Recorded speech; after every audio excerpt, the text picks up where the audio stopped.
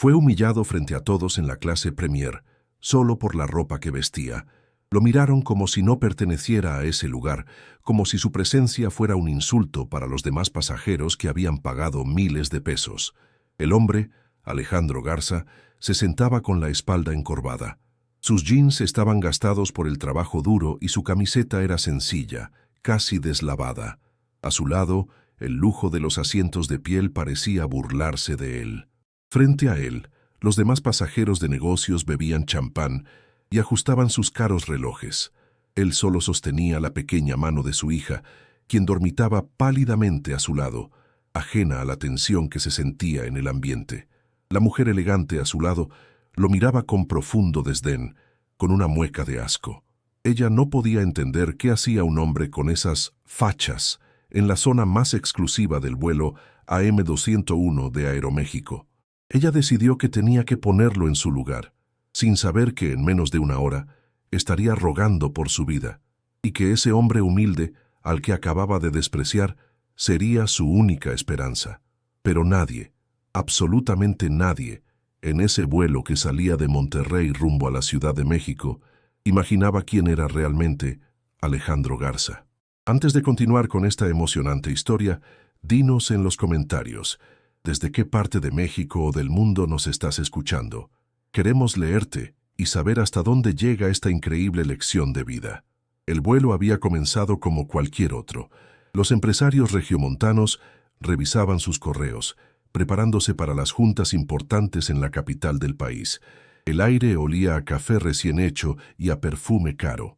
Alejandro solo podía pensar en llegar a la Ciudad de México lo más rápido posible. El tiempo era vital para él y para la joven vida que dependía completamente de la puntualidad de este viaje. El aire en la cabina de clase Premier era una mezcla de café costoso y el murmullo de negocios importantes. Era el vuelo habitual de las élites de Monterrey, un puente aéreo de poder hacia la capital del país. En medio de los trajes caros y los portafolios de piel, Alejandro Garza desentonaba. Sus ojos, marcados por el cansancio de noches sin dormir, miraban solo a su acompañante. Sus manos, grandes y ásperas, descansaban sobre el descansabrazos. No eran las manos suaves de un ejecutivo, eran manos curtidas por el sol, manos que sabían de esfuerzo físico, no de juntas directivas. A su lado, su hija, una joven pequeña y visiblemente frágil, tosía suavemente mientras dormía. Su piel era pálida y se aferraba con fuerza a un sencillo juguete de tela, un contraste doloroso con el lujo que la rodeaba. Sentada en el asiento contiguo, la licenciada Silvia Campos apenas podía ocultar su fastidio. Ella era la CEO de una importante corporación en San Pedro Garza García, y su mundo estaba hecho de orden y exclusividad. Para Silvia, Alejandro era un error en el sistema, una mancha. No podía entender cómo alguien con esa apariencia había logrado conseguir un asiento en Premier. Debió ser un error, o peor, un nuevo rico sin clase. El momento de tensión estalló por algo simple. Alejandro, con una ternura infinita, intentó acomodar la almohada de su hija para que pudiera respirar mejor. Su movimiento fue cuidadoso, pero rozó levemente el brazo de la ejecutiva. Silvia Campos suspiró ruidosamente, un sonido agudo de impaciencia. Se giró mirando a Alejandro de arriba abajo con evidente desdén. Su paciencia se había agotado. «Disculpe, mi buen», dijo ella, su voz cortante como el vidrio. Las palabras resonaron en el silencio de la cabina. Todos los ojos se giraron discretamente hacia ellos. «Si no puede pagar por la comodidad», continuó Silvia, saboreando cada palabra, «tal vez debería volar en la parte de atrás, donde pertenece». La humillación fue total, un golpe seco y público.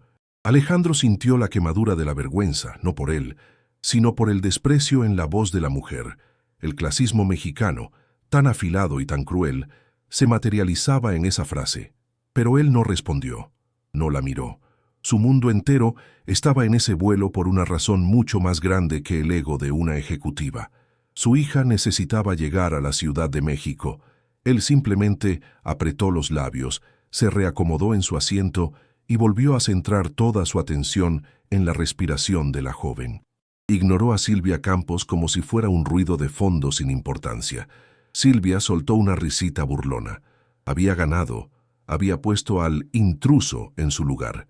Volvió a su computadora, sintiéndose superior, sin saber que el destino estaba a punto de cobrarle la factura de su arrogancia. ¿Y tú, qué habrías hecho en el lugar de Alejandro? ¿Habrías respondido a la humillación? Dímelo en los comentarios, quiero saber tu opinión.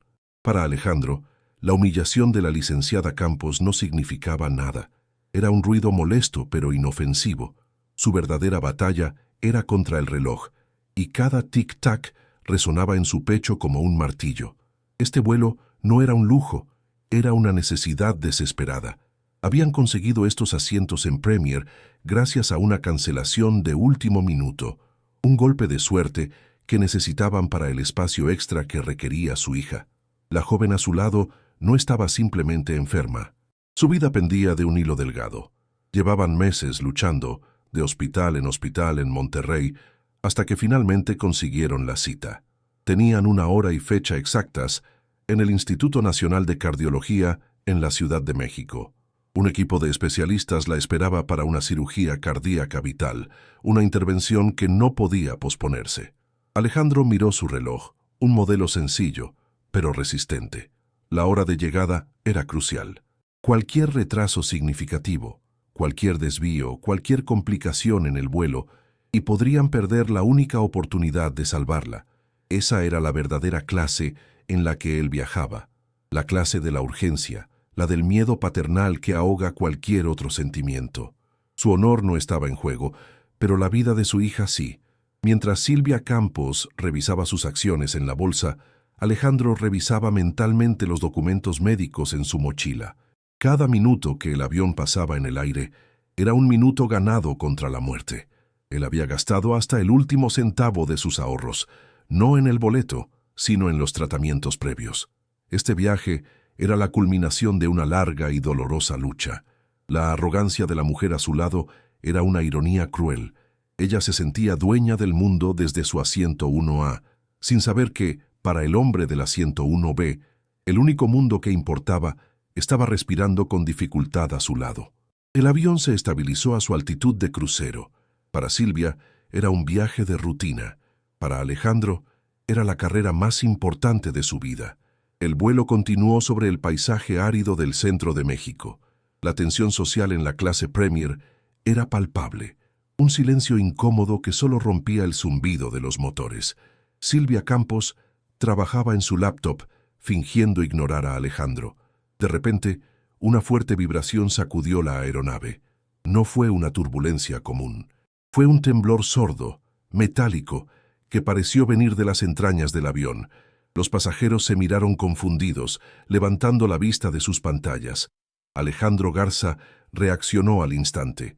Su cuerpo entero se tensó. No fue el sobresalto de un pasajero asustado. Fue la alerta inmediata de un profesional. Sus ojos se movieron rápidamente hacia el ala, buscando algo que solo él entendía. Silvia Campos suspiró con fastidio, como si la vibración fuera otra molestia personal en su ocupado día. Lo que faltaba, un vuelo movido, murmuró para sí misma, acomodándose el saco de diseñador. La vibración se detuvo por un segundo. Hubo una pausa cargada de miedo, y entonces un sonido mucho peor, un golpe sordo, seco, como si una pieza de metal pesada se hubiera desprendido bajo el fuselaje. Inmediatamente después del golpe, el avión se inclinó bruscamente hacia la izquierda. Las bebidas en las bandejas se derramaron. Un grito ahogado se escuchó desde la cabina económica. El lujo de la clase Premier se evaporó. Las sobrecargos, con sonrisas tensas, se sujetaron a sus asientos. El ambiente de negocios se rompió por completo. Alejandro observó la reacción de la tripulación. Vio el pánico disimulado en sus ojos. El avión intentó corregir el rumbo. Se escuchó el esfuerzo agudo de los motores, pero la inclinación no desaparecía del todo. La aeronave se sentía pesada, inestable. Algo estaba fundamentalmente mal con la máquina. Pero nadie podía imaginar que, detrás de esa mirada cansada y esas ropas humildes, había una verdad que cambiaría el destino de todos en ese vuelo. ¿Y tú? ¿Qué habrías hecho en su lugar? ¿Te dejarías llevar por el pánico o intentarías mantener la calma? Cuéntamelo en los comentarios. La señal de abrocharse los cinturones se encendió con un pitido estridente. El silencio en la cabina era total, solo roto por el llanto de un pasajero en la parte trasera que había comenzado a rezar en voz alta. Entonces, la voz del capitán irrumpió en los altavoces. No era la voz calmada y profesional de bienvenida que habían escuchado al despegar. Era tensa, rápida y cargada de una urgencia aterradora. «Atención, pasajeros», habla el capitán Fuentes, dijo, con la respiración agitada.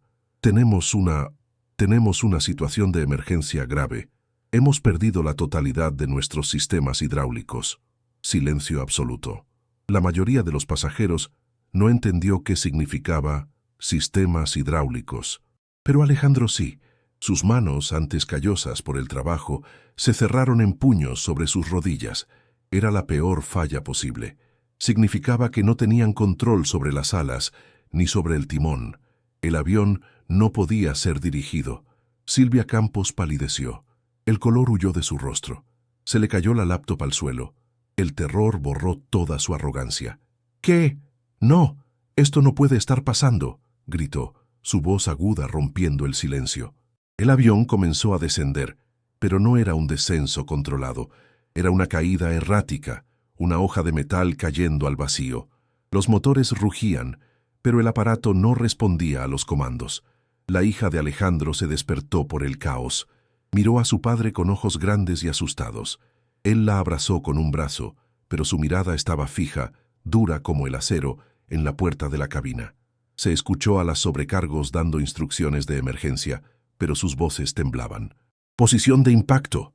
Revisen sus cinturones». El pánico era ahora colectivo.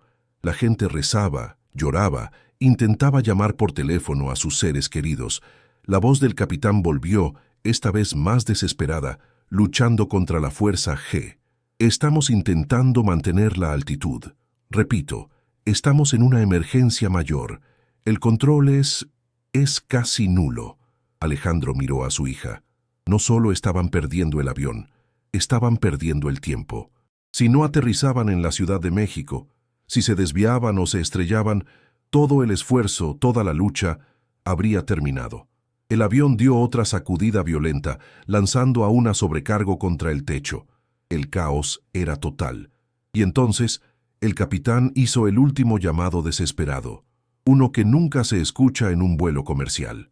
«Tenemos una falla catastrófica», dijo el capitán Fuentes, casi sin aliento, con el sonido de las alarmas de fondo. Si hay algún piloto certificado a bordo, por favor, preséntese en la cabina de inmediato». La voz del capitán se quebró. «Repito, necesitamos ayuda. Cualquier piloto certificado, venga a la cabina ahora». Los pasajeros se miraron entre sí, con los ojos llenos de terror. ¿Un piloto? ¿Entre ellos? Silvia Campos, bañada en lágrimas, miraba alrededor, buscando un salvador entre los hombres de traje. Ella buscaba un héroe, un ejecutivo, alguien que luciera como un capitán. Sus ojos pasaron sobre Alejandro sin siquiera registrarlo. Él seguía siendo invisible, el hombre de ropas viejas. El llamado del capitán quedó flotando en el aire cargado de pánico. Los pasajeros se miraban, buscando desesperadamente entre la multitud. Silvia Campos estaba paralizada por el terror, rezando en voz baja, su arrogancia completamente destrozada. Mientras el avión perdía altitud de forma errática, Alejandro Garza actuó.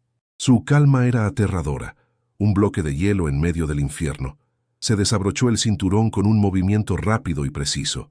Se inclinó hacia su hija, quien lloraba en silencio. Le besó la frente, un gesto de infinita ternura en medio del caos. «Todo va a estar bien, mi amor. Papá tiene que ir a trabajar un momentito». La tomó con delicadeza y la puso en los brazos de la sobrecargo más cercana que estaba atada a su asiento. «Cuídemela, por favor. No deje que vea esto». La sobrecargo, atónita, solo pudo asentir. Entonces Alejandro se puso de pie. En un avión que caía, su movimiento fue firme, seguro. Marchó directamente hacia la cabina, ignorando los gritos y el llanto a su alrededor. Silvia Campos lo vio pasar. Sus ojos, nublados por las lágrimas, se abrieron con incredulidad. «¿A dónde va ese idiota? ¡Siéntese!», gritó pensando que era un loco más, producto del pánico. Una sobrecargo intentó detenerlo, extendiendo un brazo tembloroso. «Señor, debe regresar a su asiento. Es peligroso, no puede entrar ahí». El avión se sacudió violentamente, arrojándola contra el mamparo. Alejandro no se detuvo. Puso su mano en la puerta de la cabina y la abrió de un golpe. El caos de las alarmas y las voces de los pilotos inundó la cabina de pasajeros. El copiloto, un joven pálido y sudoroso, gritó: «¡Fuera de aquí! Estamos en emergencia». El capitán Fuentes luchaba físicamente con los controles muertos, su uniforme empapado de sudor. Alejandro no mostró una licencia, no dijo su nombre. La prueba concreta fue su voz y sus acciones. Su voz de repente cambió. Desapareció el cansancio del padre preocupado y surgió una autoridad de acero. «Capitán», dijo con una voz de mando que cortó el ruido de las alarmas. «Sistemas hidráulicos muertos. Están peleando con los motores, ¿verdad? Están aumentando la inestabilidad». Los dos pilotos se giraron para mirarlo, atónitos. ¿Cómo sabía eso? El capitán Fuentes, desesperado, gritó: «¿Quién diablos es usted?». Alejandro, mientras se acomodaba en el asiento de observación, señaló el panel superior, sus manos callosas moviéndose con una familiaridad experta. «Están compensando mal el empuje. Denme potencia diferencial». Comenzó a recitar procedimientos de emergencia, no los procedimientos de un Boeing comercial. Eran protocolos que solo un tipo de piloto conocería.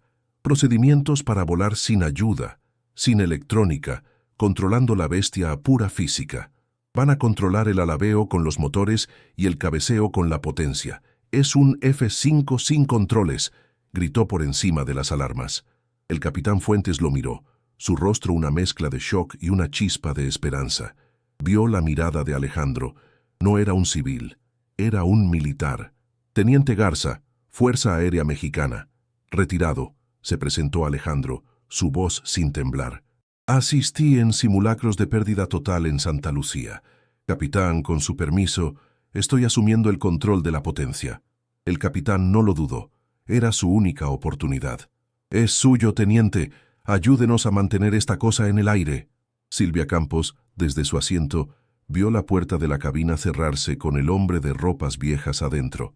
El avión, en lugar de caer, pareció encontrar una extraña y violenta estabilidad. Se le secó la boca. El hombre al que había humillado, el que parecía un campesino, el mundo se le puso de cabeza. Se dio cuenta, con un horror helado, de que había insultado al único hombre que podía salvarlos. Lo que viene te va a sorprender, así que deja tu like y suscríbete para no perderte ninguna de nuestras emocionantes historias. La cabina se convirtió en una zona de guerra. Alejandro Garza ya no era el padre cansado, era una máquina de precisión militar. Sus manos, que Silvia había despreciado por callosas, ahora bailaban sobre los controles de potencia de los motores. «Motor izquierdo al 70%, derecho al 50%, gritaba Alejandro. Estaba luchando contra la física pura. Sin hidráulicos, los alerones eran inútiles. Tenía que dirigir el avión como si fuera un tanque, usando solo el empuje de las turbinas. El avión rugía. Era una lucha brutal, física, contra toneladas de metal que querían caer.